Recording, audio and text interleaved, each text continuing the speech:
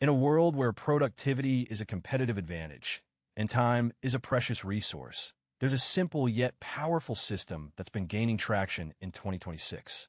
It's called the 2-minute rule, and it's a game changer for anyone looking to boost their productivity and achieve their goals.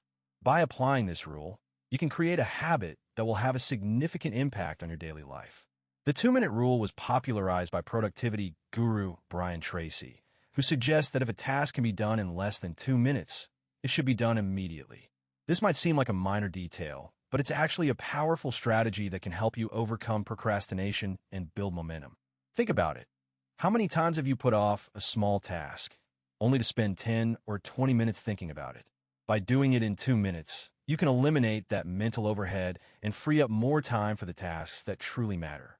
So, how does the 2-minute rule work? It's simple.